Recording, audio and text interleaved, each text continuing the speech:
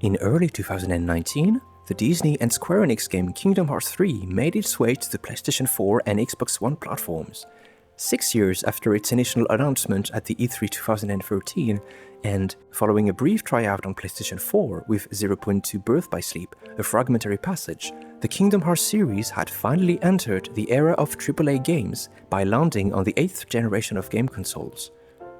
1 year later, Final Fantasy VII, a historic flagship Square-Enix game, sailed into the AAA era with the first entry of its remake trilogy. 4 years later, the second entry, Rebirth, moored onto the PlayStation 5, continuing its predecessor story and iterating on its concepts. Among other qualities, the Kingdom Hearts and Final Fantasy series are both known for their exceptional and prolific music, penned by renowned game composers, Yoko Shimomura for Kingdom Hearts, and Nobuo Uematsu for Final Fantasy. With their history of brilliantly weaving music and story together, it was thus not surprised that many would be looking forward to seeing and hearing how their music would take form in modern games, especially when it comes to remaking and rearranging older pieces for modern times. And as the capabilities of modern hardware would offer many more musical possibilities than before, more than one player could have asked themselves if these games would follow the historic form of looped background music pieces as it had been historically for both of these game series. However, if we focus from now on at Kingdom Hearts 3, a playthrough of this game can reveal important sequences whose music, or lack of music thereof, is at odds with the standards of storytelling that the Kingdom Hearts series has shown in the past. A good example is this late-game scene of one of the series' main characters, Riku, making a stand when facing Anti-Aqua, the corrupted form of an old Keyblade master he looked up to.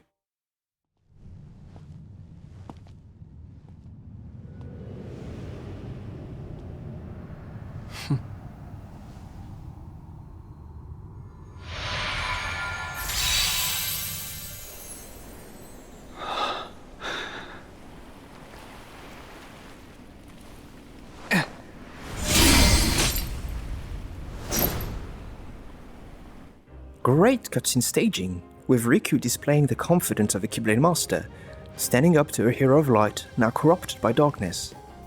But isn't there something missing in that scene?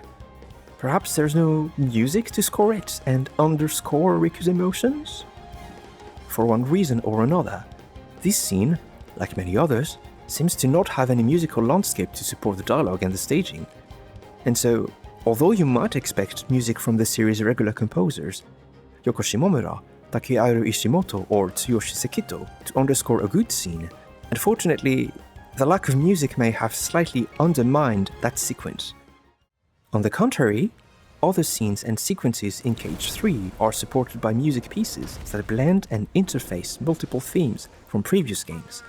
Many times, the music follows and remains synced to the dialogue, the animations, the camera work, etc., displaying a high level of care and production behind the music for these scenes. I think I can make it 5.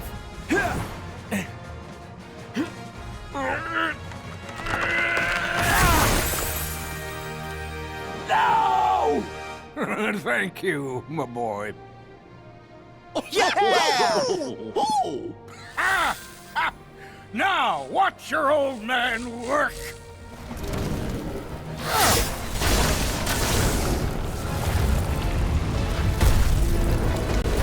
Although it is not reasonable to expect a game to provide the same amount of care and quality into its music during each and every scene, the contrast between different chapters of Kingdom Hearts 3 can be a bit staggering. This could be experienced as if different story sections of the game were given new music in different forms each time. Some sections, such as the Graveyard Labyrinth in Chapter 14, were even generously reusing music tracks from older games. Your Majesty! Huh?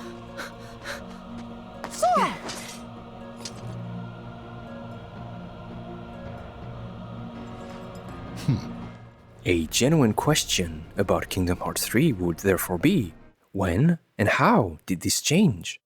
Rephrasing a bit this question, did something change between the music of Kingdom Hearts 3 and the music of older games in the series? How come Kingdom Hearts 3 reused so many tracks from earlier games, and in what way? And How come Cage 3 displayed unevenness in its music and music use? In other words, what kind of music direction Kingdom Hearts 3 has?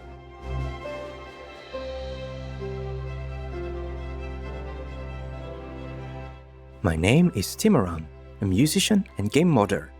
In this video, I will try to answer these questions and discuss how the music of Kingdom Hearts 3 has set the series on a new direction, with hints of a promising musical rebirth.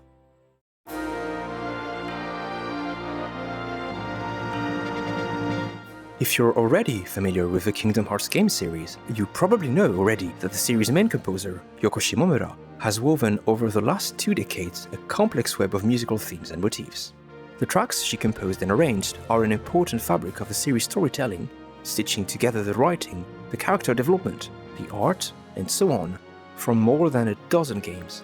Her pieces, and that of other composers in the series, can be historically divided into several categories, be it field themes, battle tracks, event and boss themes, etc.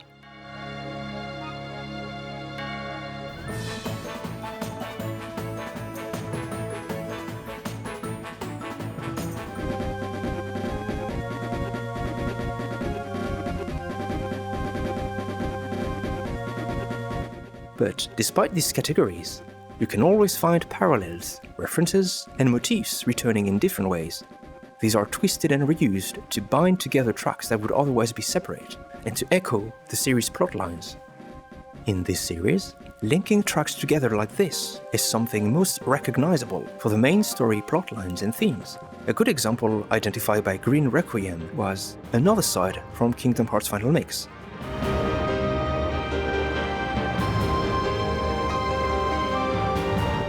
It's a track connected to Destati, which later stemmed Organization 13, and in turn the many tracks related to the eponymous organization and its members.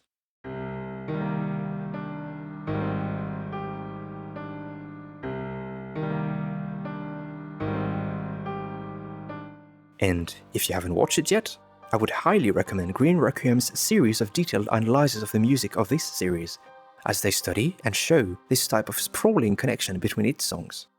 In that way, the different pieces of Yoko Shimomura's compositions transform themselves to conform to the story. Whenever they are adapted to any new story context, her melodies and their new variations create new emotions for the player, while carrying the plot at the same time. Or, at least, the main plot. Cage 3, however, expanded this approach to music that relate to local plotlines. That is, scenes specific to a given location, or scenes whose scope is limited to the current world and which aren't really important for the game plot. For these less important events, field and battle themes composed by Yoko Shimomura would branch into some new cutscene and boss-specific music pieces. For instance, in Chapter 5, we meet the young woman Rapunzel, leaving her tower and proceeding to have conflicted feelings about her escape. I'm a horrible daughter. I'm going back. This sequence plays against the field theme of Rapunzel's world, Happy Hair Day.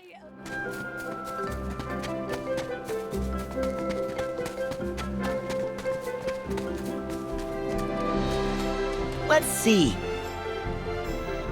This beautiful piece is one of the many originals in Cage 3. However, this is not the only arrangement of that theme, as there is a second version dubbed Into the Forest Deep later in the story.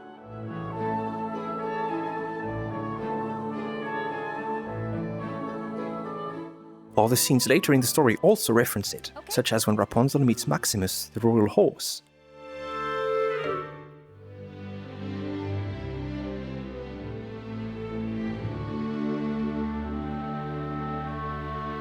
When her valiant bodyguards resolve to save her from her abusive mother.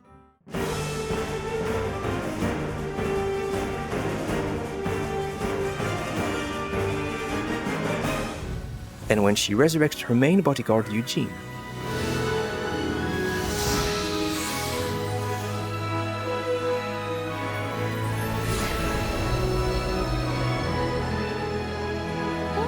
This case with Rapunzel's story is just one of many in other Disney worlds, where Cage 3 treats these worlds the same way that it approaches the main story's music. Put it differently, the way Another Side branched into so many different pieces now also applies to local music, such as Happy Hair Day in Rapunzel's world, or Monstropolis Now in the next world of the story.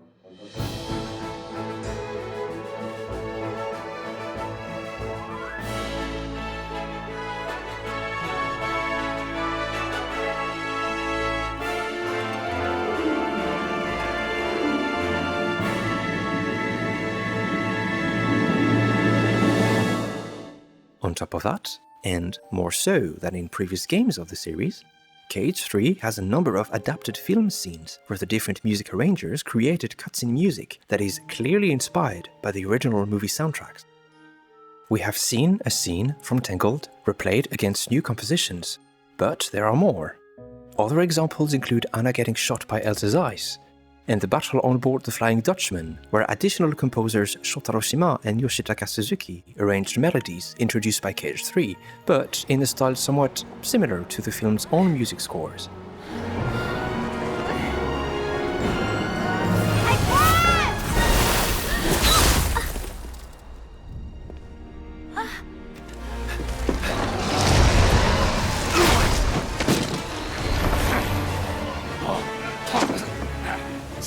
This is similar to the game's own world and map design, faithfully recreating and reusing the film's backdrops and environments, similar to previous games.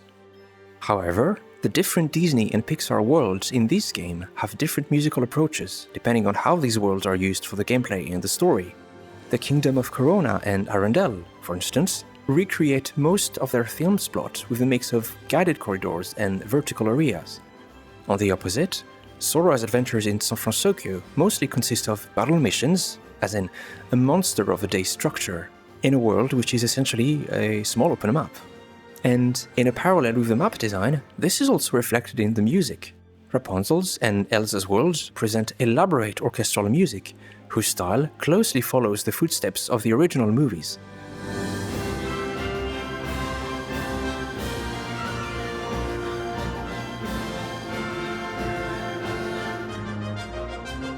However, San Francisco, the home city of the healthcare robot Baymax, is more open and diverse, with different genres throughout the story. Electronic, hybrid remixes of cage music,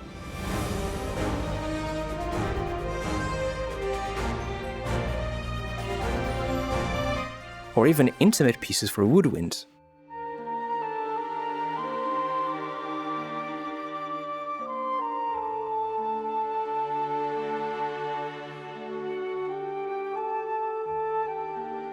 Each Disney or Pixar world has its own musical direction parallel to the gameplay. The more it has corridors and closed areas, the more the music is close to the original material, sometimes even too much close to be distinctively Kingdom Hearts on first listen.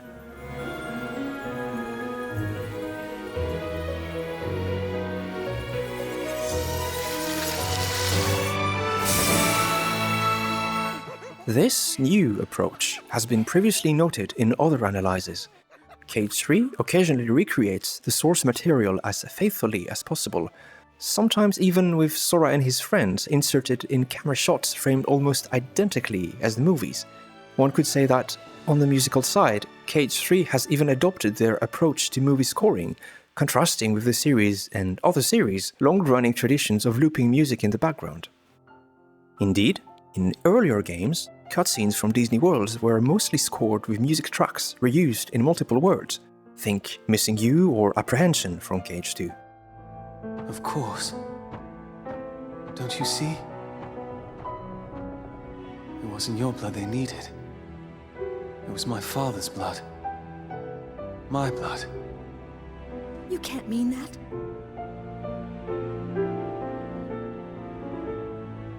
Other scenes were simply set to the local field theme, looping while characters were chatting.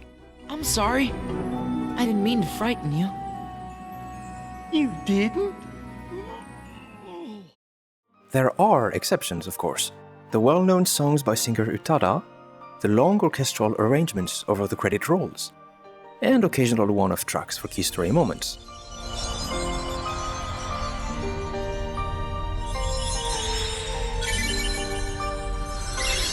but the bulk of the music had been background melodies on a loop. This can be a very efficient approach to music, if the melody is supposed to be at the forefront, or to coerce the audience into a specific emotional state by playing the same tracks in similar moments. Thus, many pieces in the series became memorable, along with when and where they played.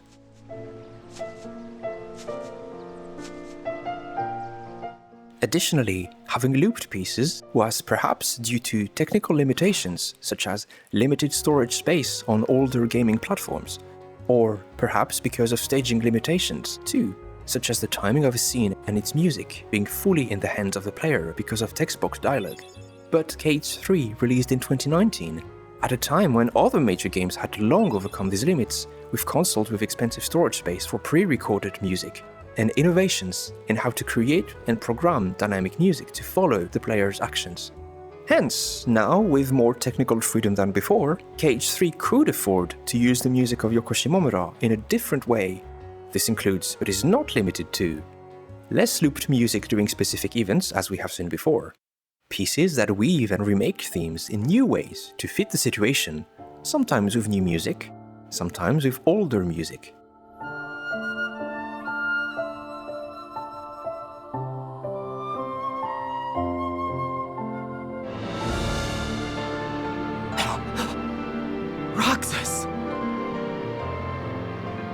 My turn. Cutscene music timed to the dialogue, the actions, the visuals. Remember me.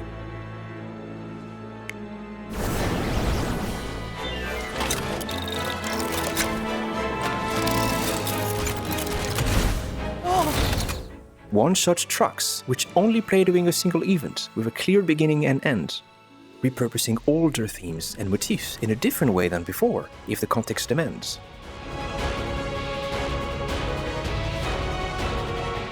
Arrangements of the same piece that differ depending on the location they play in.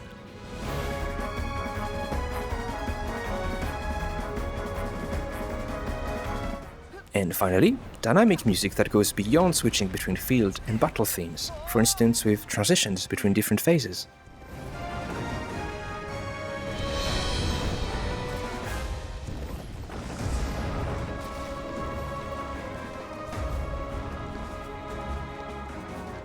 Surprisingly, most of these points are closer to KH1 than later games, especially when it comes to event-specific music. Remember how the guard armor battle in Traverse Town had a specific intro right before the actual battle track?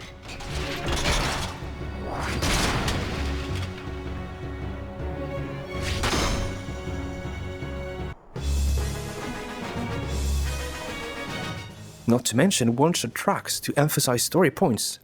Oh my word, whiskies! I'm late! In that regard, Cage 3 almost feels like a homecoming, returning back to Cage 1 and to the series' roots. However, this general approach of unique music is not often heard.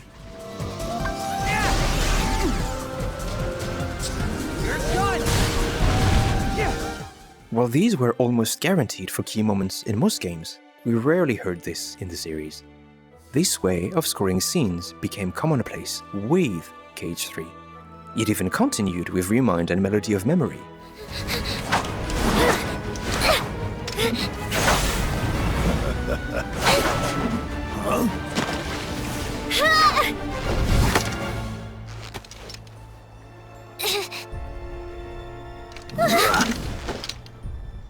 Such change was a remarkable transformation for music in a Kingdom Hearts game, ending an era with looped music and transitioning into a new one with a more reactive approach, where the music follows a cutscene by every second. In fact, this direction is fairly reminiscent of a contemporary Square-Enix game, one which coincidentally shares with Cage 3 not only its music supervisor, but many of its additional composers and arrangers as well. What could this game be? Wait, no, not this one.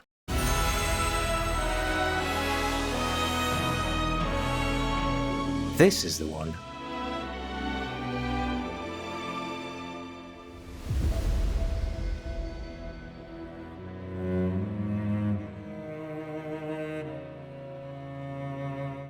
Indeed, several of the key people that worked on Cage 3 also worked on Final Fantasy VII Rebirth.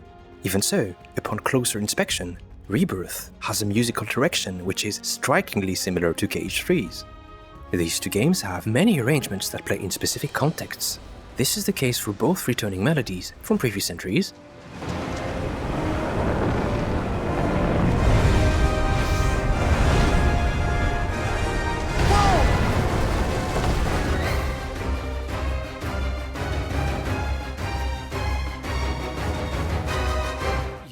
in new ones introduced in these games. And you were mine.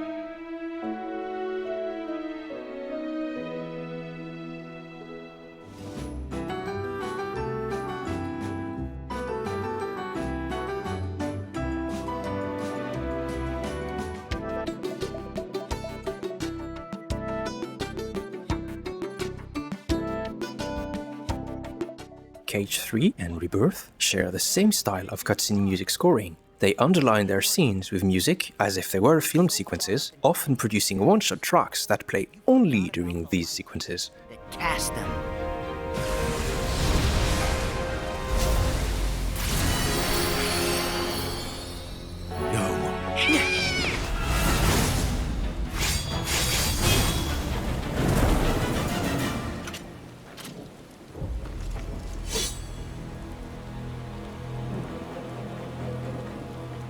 Such one-offs would often readapt and mash up melodies to recall or contrast with other versions of the same song.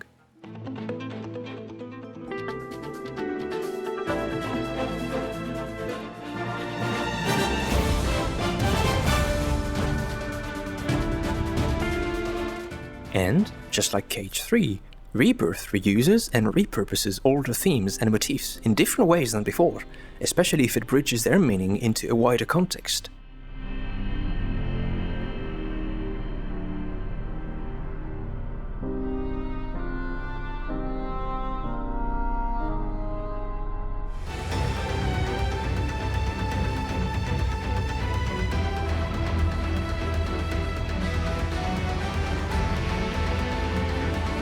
Both games also have multiple versions of a single song that differ depending on where it is used in order to match the art direction of that particular place.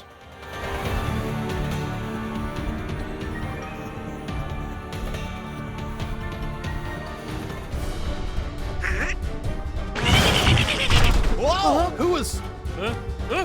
What's wrong?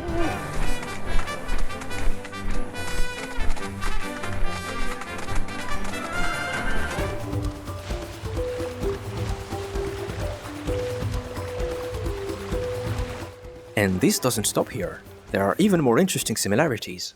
One example is how, during story sequences, the gameplay happens against a specific song, one which replaces the field and battle themes you would normally expect when exploring a map.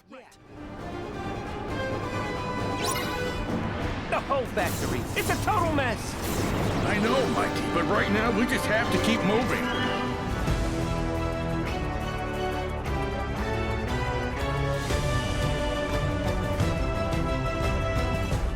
This is inherited from previous games in their respective series. Many side quests also loop and reuse music based on their mood instead of following how they appear in the main story.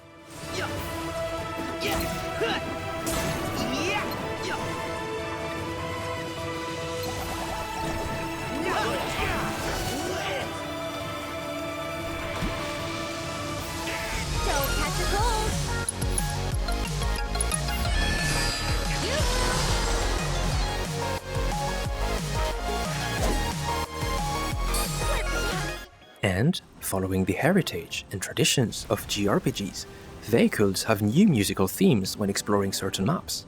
This ranges from gummy ships with their own fighting theme, to sailing ships, chocobos, and even land vehicles.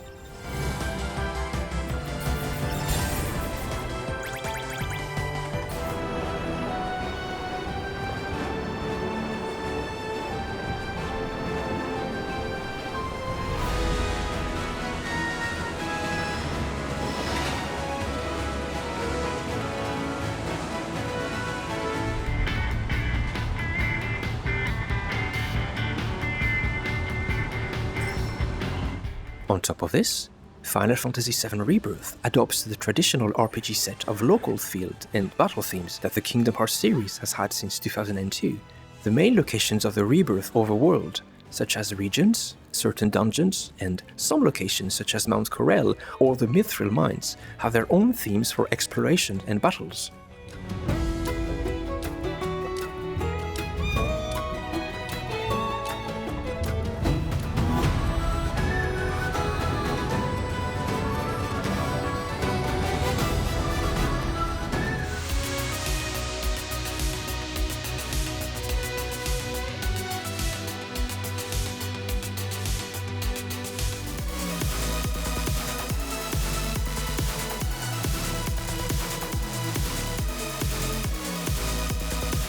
But both Rebirth and Kingdom Hearts also have additional variants of these themes under certain conditions.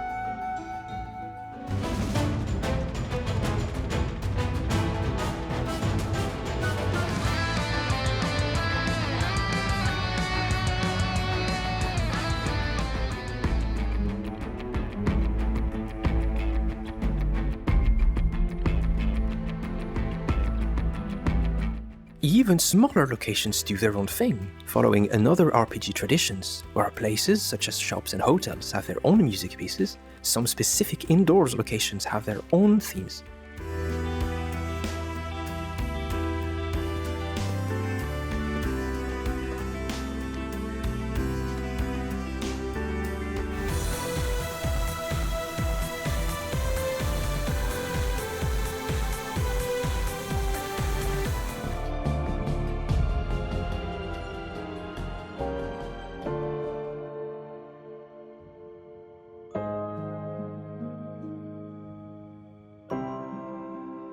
Speaking of locations, one major aspect is that several characters in their home world or home region share motifs or melodies.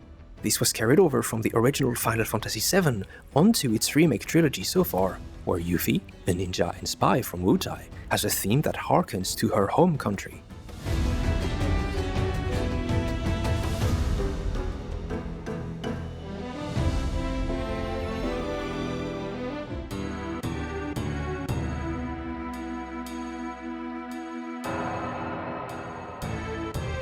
Likewise, the former miner Barret and his theme take on a rocky appearance when he comes back to his village in Shame.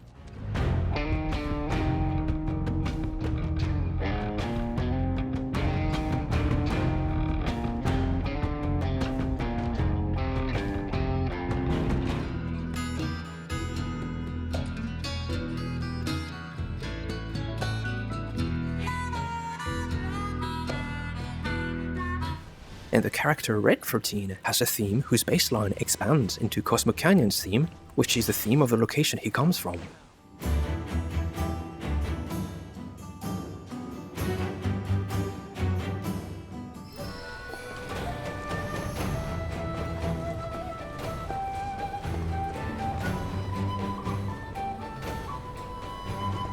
On the contrary, in the Kingdom Hearts series, this approach of linking a character with their home place was rare until KH3.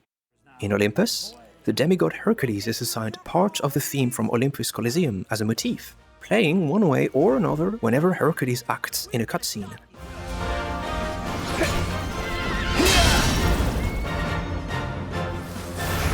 I swear to you, Hades, when I get out of there... In Monstropolis, the monsters Soleil and Mike are introduced with a unique theme that quotes Monstropolis Now.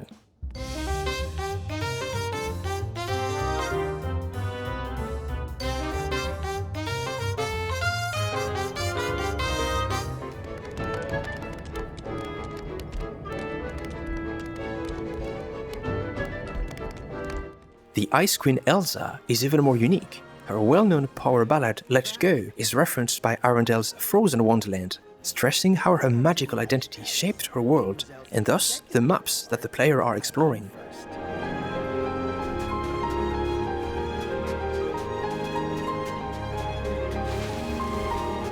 Like Elsa, like Mike, Sully, Hercules, like Rare 13, Barrett, and Yuffie, music chains together the identity of certain characters with the identity of the place they come from. Another resemblance is that both games rely a lot on tracks made specifically for them, meaning they have dozens of pieces that were composed and arranged just for them, rather than directly ported from other KH or Final Fantasy entries. Or at least, most of the reused music in Final Fantasy VII Rebirth came from Remake.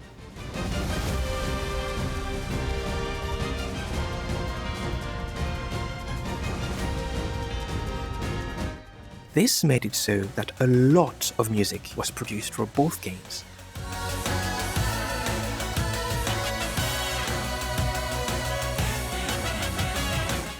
A good chunk of it is even unreleased. KH3 and Remind have together an estimated 3 hours of unreleased music, and who knows how many hours of unreleased music Rebirth has. Its initial 7-disc soundtrack skipped many events in the main story and most of the side content, requiring more soundtrack releases to cover the remaining of the game's music.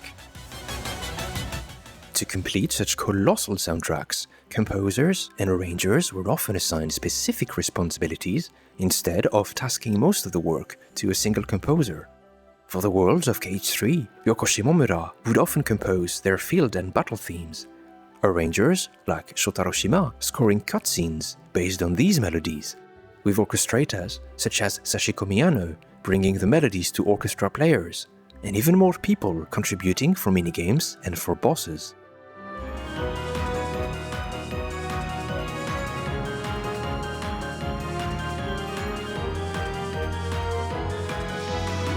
This is similar to Rebirth, where music cues were distributed to multiple people, or pitched and constructed by them, depending on the style and function. Another functional trend heard since Dream Drop Distance continues in both games, wherein certain locations have had their field and battle themes, and thus their core musical identity, penned or arranged by a musician that is not the series' lead composer. In KH3, Takeharu Ishimoto composed the themes of San Francisco in the Caribbean.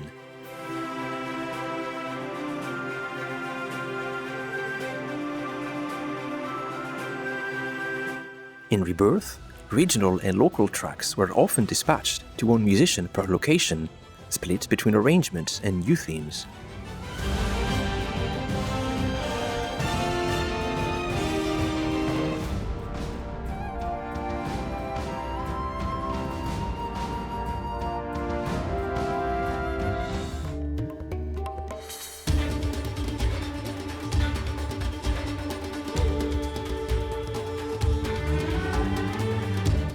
Given the scope of both games, this division of labor, done by the music supervisor, was undoubtedly necessary to complete all the music on time, and to hopefully match each musician with a genre and a structure that befits them best.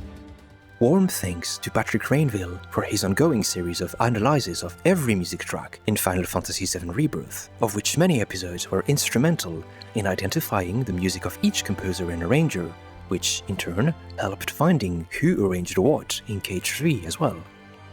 All of this description can be a summary of the musical direction of Final Fantasy VII Rebirth, followed all the way to the credit roll, in a way similar to other recent Square-Enix games. However, this is not the case for KH3. While the same musical direction is followed through in most of its early game locations, the more the story advances, the less this applies.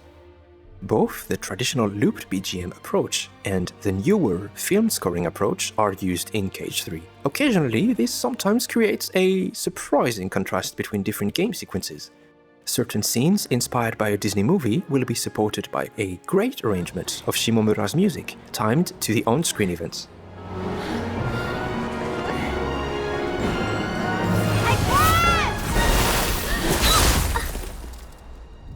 While later, a film lookalike will fall back to playing the local world theme on a loop.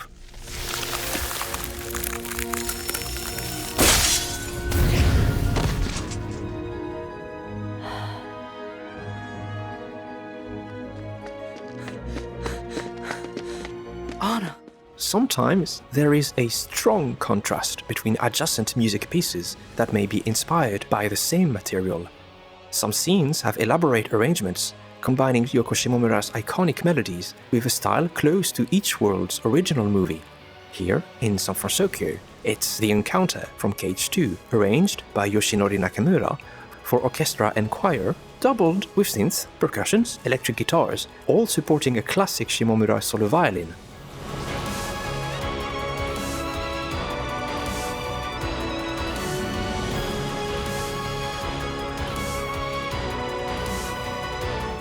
On the contrary, San Francisco's equally important field theme, composed by Takeharu Ishimoto, takes a different road.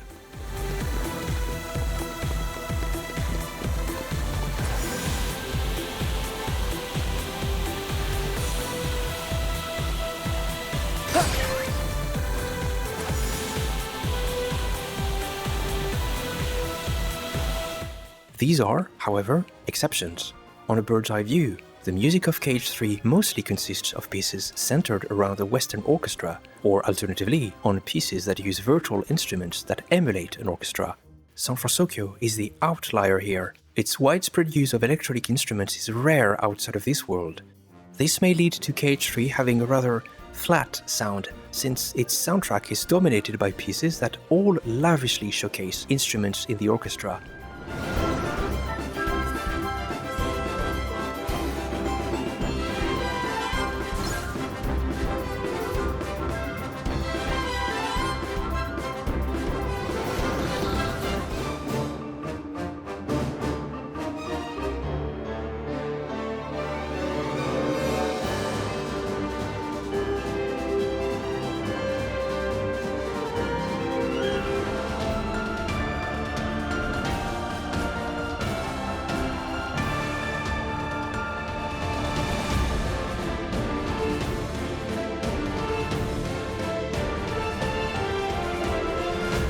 On the complete opposite, Rebirth exhibits a musical diversity which is unmatched. From dubstep to big band jazz to all sorts of rock music, cartoon, J-pop, orchestral rock, symphonies, 8-bit music, Scooby-Doo mystery, funk, and even new genres created by blending multiple styles.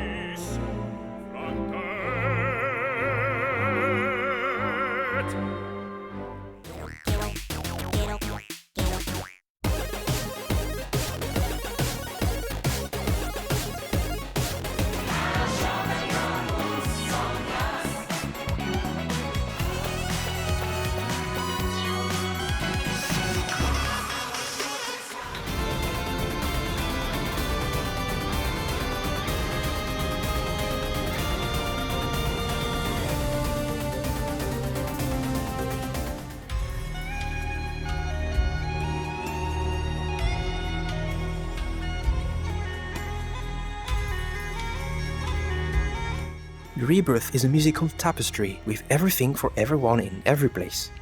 And within the scope of the Kingdom Hearts series, this musical variety is not unlike nearly every game in the series prior to KH3.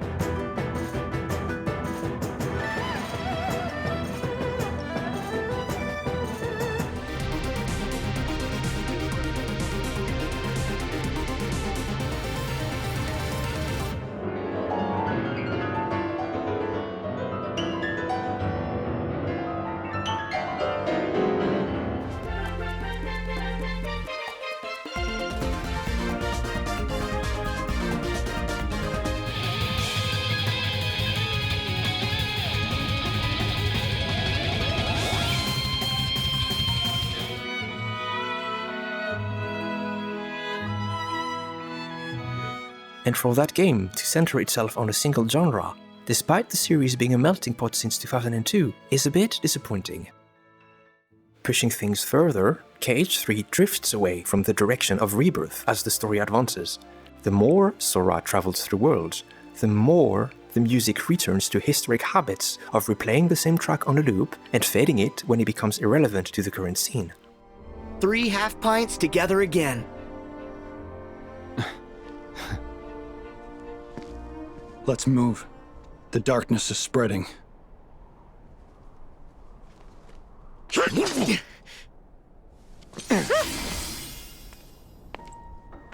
Sora, Huh? Oh! Hey! Kairi will be alright.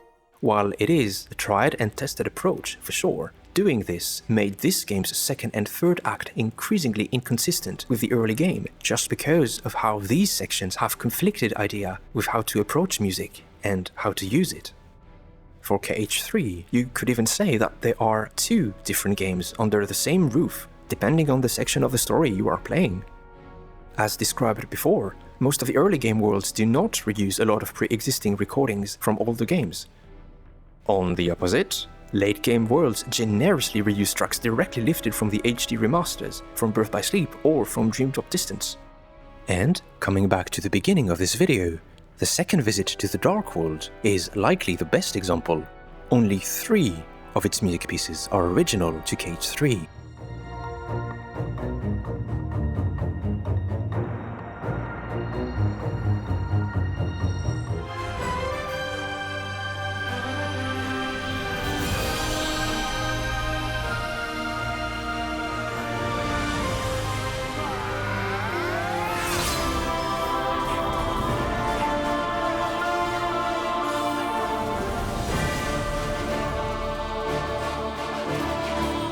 This is amongst the lowest number of new pieces that a KH3 world was given.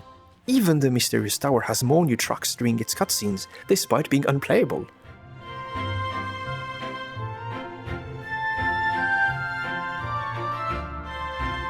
And so, if the Dark World is supposed to be a new, important chapter for major characters such as Riku and Aqua, little novelty in its music is odd.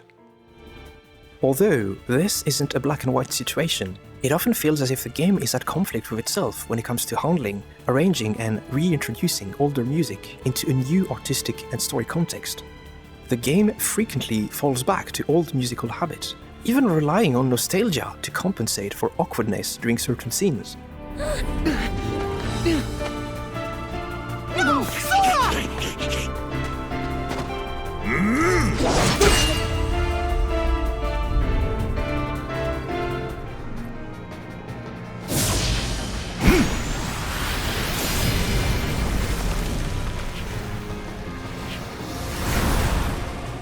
And this overshadows the brilliant moment when it goes back to its roots to create something new out of it, such as with the return of characters like Roxas. Unfortunately, this gives us a troubled picture of KH3's personality.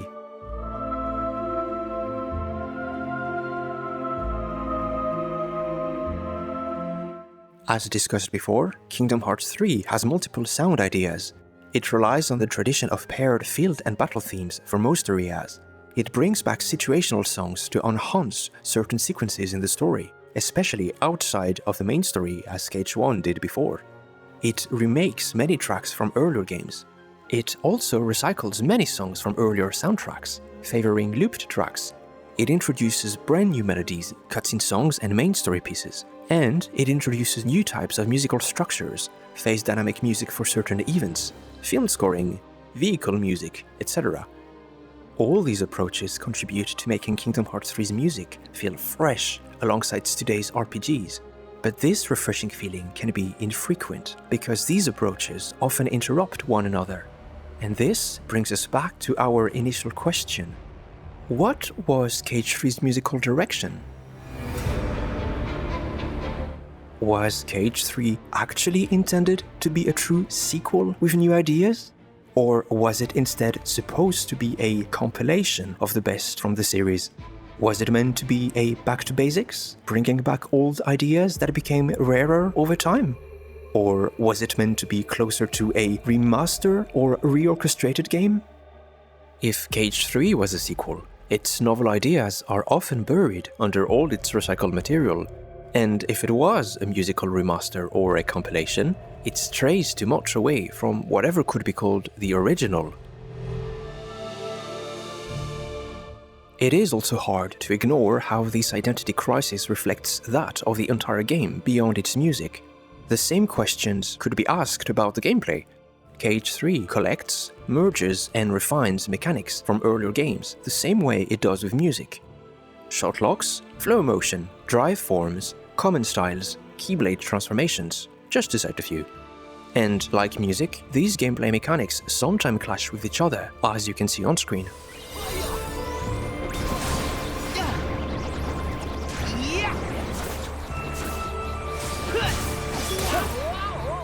Beyond this, KH3 retroactively marked the end of the Darkseeker saga and gathered many of the series' original characters, plotlines, lore, and original locations.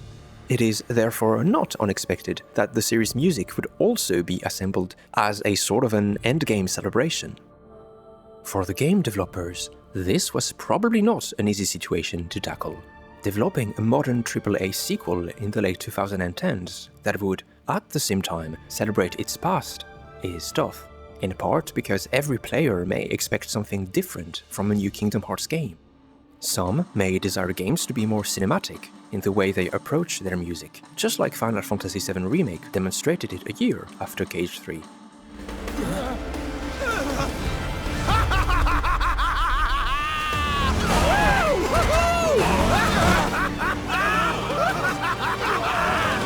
Well, aren't we having a wonderful time kicking the hornet's nest?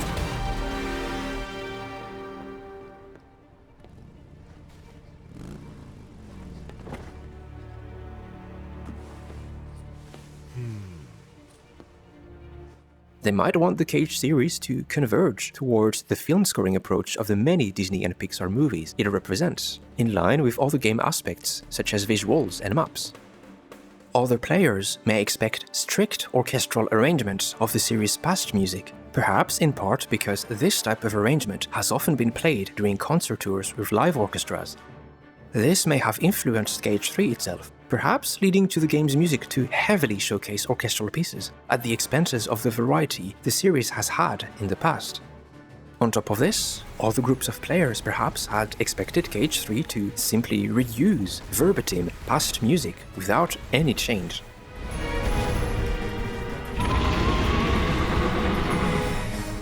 And were all these expectations separate? Or did they come in addition to each other? These multiple and diverging expectations could possibly have been at odds with a game whose development, whose gameplay, whose story and historical context are entirely different than, say, Kingdom Hearts 2. We might have been expecting music constructed similarly to the PlayStation 2 era, at times when game development was much shorter and had different technical limitations. But these expectations would then be thrown on a PlayStation 4 and Xbox One game, with a longer history behind it and a much less self-contained story. Cage 3 was a game that concluded a full saga that relied on a dozen other games to introduce its heroes and its main villains, that was multi-platform on release, and that took 5 or 6 years to be developed. All the opposite of Cage 2.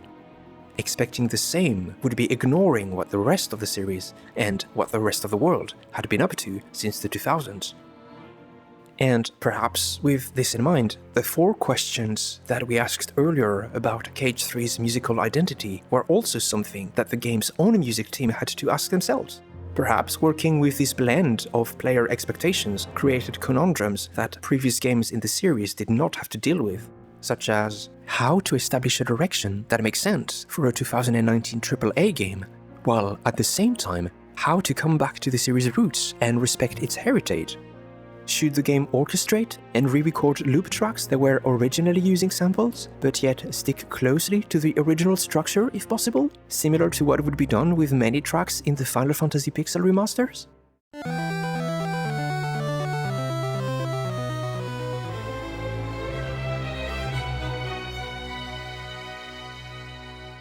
What should be done if an older song is needed for a new scene, but the series' existing catalog has multiple candidates to choose from?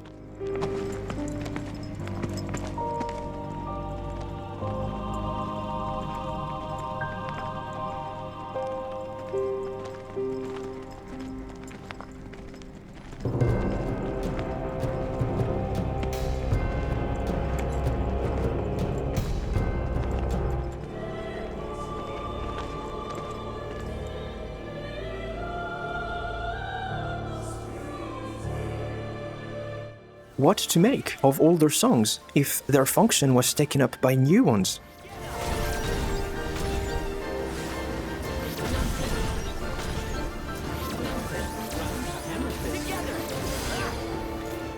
And how is it possible to create hours of music according to these constraints when the music team is on a deadline and likely to be busy on other projects as well? Look at all the projects that every composer and arranger who worked on Cage 3 was also working in the 2010s.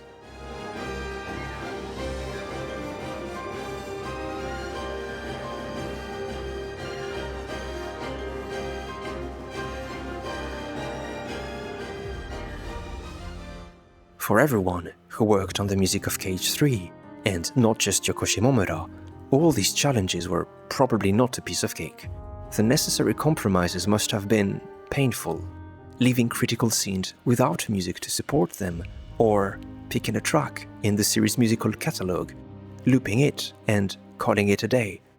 With this in mind, it isn't surprising that, since Kingdom Hearts 3 released on PC in 2021, many players may have wanted to address these issues themselves through game mods.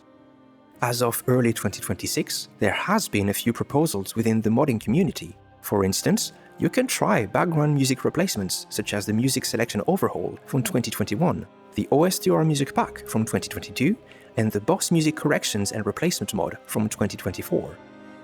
These options, and others, are, however, taking different and incompatible approaches.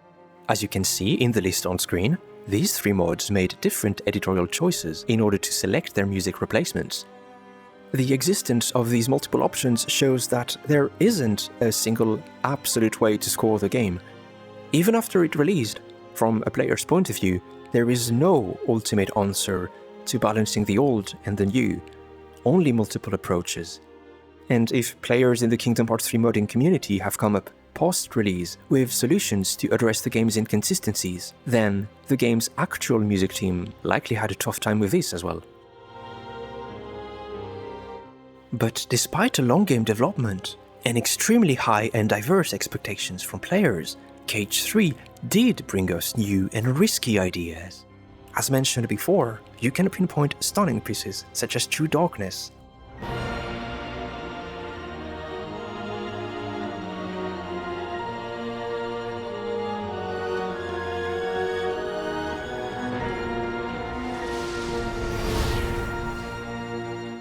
and even if they are few and far between, they bring a breeze of fresh air in the soundscape of the Kingdom Hearts series. KH3 also brings many brilliant reinventions of music from previous games. It elevates both major and minor plotlines with new versions of Shimomura's songs, and by letting its music team cook, the game goes beyond the usual recipes of previous games, not too afraid of experimenting with something new, not reticent to transform the series' old menu, and not too shy about using new ingredients to tell its story through its music. And when such interesting yet risky novelty comes around, this is a time to encourage it, because the world is often unkind to new talent, new creations, younger talent like the arrangers who worked on KH3 and continue on to other projects, newer creations such as those from Yoko Shimomura. When something new is attempted, when risks are taken, praise and feedback is duly needed. If we had expected all the recipes to be endlessly recycled in a way that purely relies on nostalgia, then when something fresh comes to the table, something that may defy the memories of the good old times, but still elevate known classics to new heights, we should not fail to provide some well-deserved encouragement. The new needs new friends. And this is especially valid for KH3. After years of remasters and years of mobile games reusing their soundtracks, we had, at last, a Kingdom Hearts game that tried to reinvent itself with a new remade proposal. And even if it was searching for a direction of its own, well, perhaps this search is what made Kingdom Hearts 3 unique.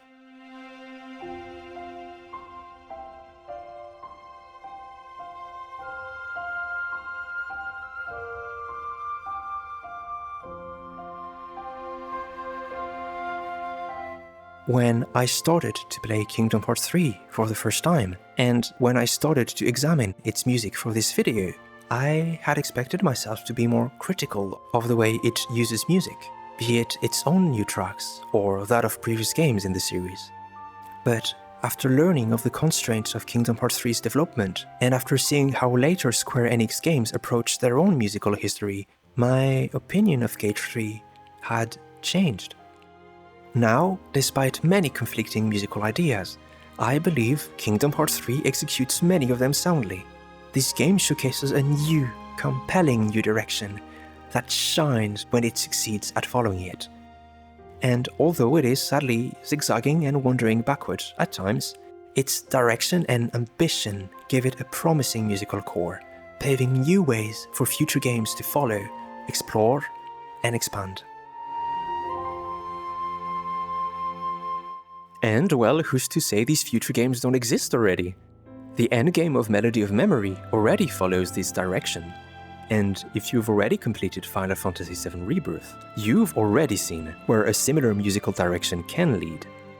And to that end, I am immensely happy for the musicians and artists that have worked on these games that they had a second chance at following the path laid ahead by Kingdom Hearts 3. They proved not once, but twice, that a long-running RPG series with a heavy musical heritage can still expand, transform, and reinvent its music in a modern way without discarding its roots. And even if that musical path may be more challenging to follow, it's still a valid and a viable way forward. And, for once, I cannot wait to see where this unknown journey will lead.